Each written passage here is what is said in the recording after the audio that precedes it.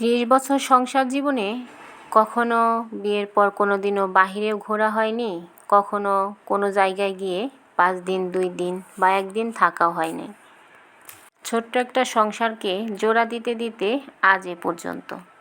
ছেলেমেয়ের পিছনে সময় দিতে দিতে কখন যে এতটা সময় পার হয়ে গেল সেটা বুঝতেই পারলাম না। সবার কথা ভাবনা চিন্তা করতে করতে কখন যে সময়গুলো খুব দ্রুত চলে গেল, চুলে এখন পাক ধরে গেছে, নিজের দিকে তাকানোর সময়ই পাইনি। বাবার বাড়ি কাছে হওয়াতে কোনোদিনও এক রাত গিয়ে বাবার বাড়িতেও থাকা হয় নাই।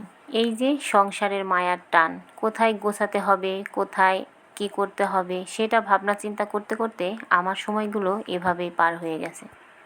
ছেলেমেয়েরা আজ সবাই সবার মতো, সবাই বড় হয়ে গেছে, যার যার মতো শেষে থাকে। আজকে নিজের কাছে বসে কথা বলার মতো একজন মানুষও নেই।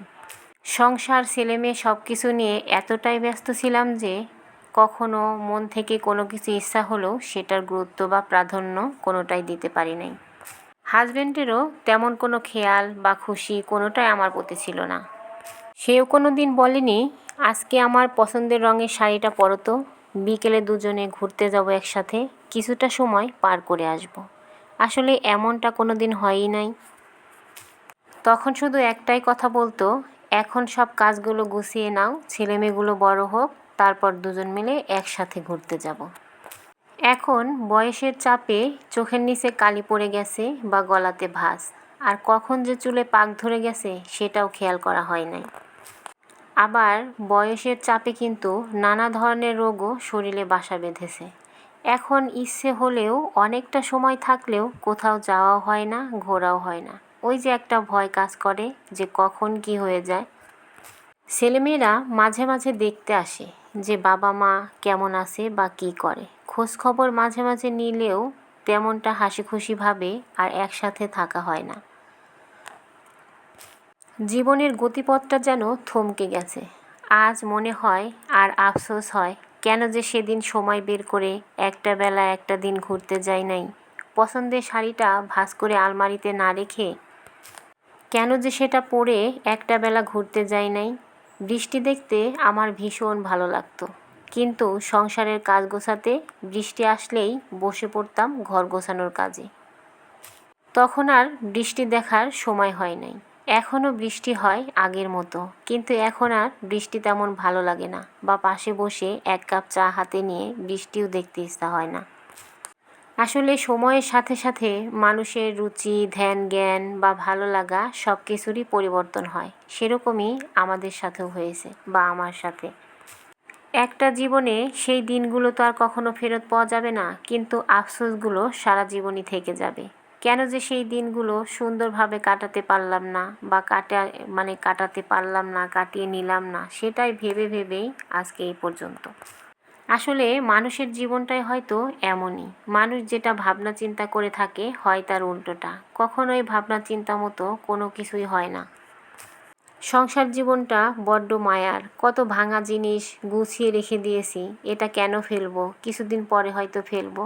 কত জিনিস ফেলতে গিয়েও আবার ফিরিয়ে এনেছি, হয়তো এটা ঘরে কিছুদিন থাক, তারপর ফেলে দেব। আমরা মেয়েরা ভেতর থেকে সব কিছু এত মায়া দিয়ে কেন জড়িয়ে রাখি সেটাই বুঝতে পারলাম না আজ পর্যন্ত।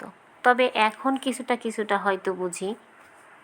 সব কিছুর মায়া না করে কোনো কোনো সময় কিছু কিছু জিনিসকে ছেড়ে দিতে হয়, ছেড়ে দিয়ে নিজের জন্য কিছুটা সময় বের করতে হয়। না হলে এই যে সারা জীবনের আফসোসটা এই বয়সে এসে করতে হয়। জীবনের এই জটিলতার গিট থেকে বের হয়ে জীবনটাকে সুন্দরভাবে উপভোগ করতে হয়তো খুব কম মানুষই পারে। বেশিরভাগ মানুষই দেখা যায় যে জীবনের ইচ্ছাগুলো অপূর্ণই থেকে যায়। যেই লাল শাড়িটা পরলে একটা সময় নিজেকে আয়নার সামনে দাঁড় করালে খুব ভালো লাগতো, তখন সময় ছিল না এই লাল শাড়িটা পরার। কিন্তু এখন অনেক সময়, আর এখন এই লাল শাড়িটা পরার সময়ই নাই। সময় থাকলেও নিজের বিবেক, বুদ্ধি বা সব কিছু মিলিয়ে এটা পড়ার হয়তো বয়সটাই নেই। আসলে মানুষের বয়সটা সব সময় থাকে না, সব বয়সেই সব রকমের সাজ মানায় না, সব বয়সে সব রকমের জায়গায় যাওয়া সম্ভব হয় না। আর এই যে যারা বেশি ঘুরতে যেতে পছন্দ করেন, এখনই ঘুরে নেবেন, আমাদের মতো হলে আর ঘোরার সময়ও পাওয়া যাবে না। জীবনে প্রতিটা মানুষেরই সব কিছুরই দরকার। ছেলেমেয়ের পিছনে সময় দেয়া, সংসারের পিছনে সময় দেয়া, তার সাথে সাথে কিন্তু নিজেকেও একটু সময় দিতে হয়। না হলে শুধু আফসোসটাই থেকে যায়। সারাটা জীবন কাজ কাজ করে কখন যে চোখের পলকে সময়গুলো চলে যায়, মনে হয় যেন ভাত খেয়ে রাতের বেলা ঘুমিয়ে পড়েছি, সকালবেলা ঘুম থেকে উঠে দেখি একদম রোদ উঠে গেছে।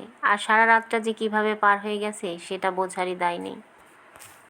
তো এটা একটা আন্টির জীবনের গল্প, সেটাই আপনাদের সঙ্গে শেয়ার করলাম। আর কথা বলতে বলতে আমি কিন্তু আমার ঘরের সব কাজগুলো গুছিয়ে নিয়েছি।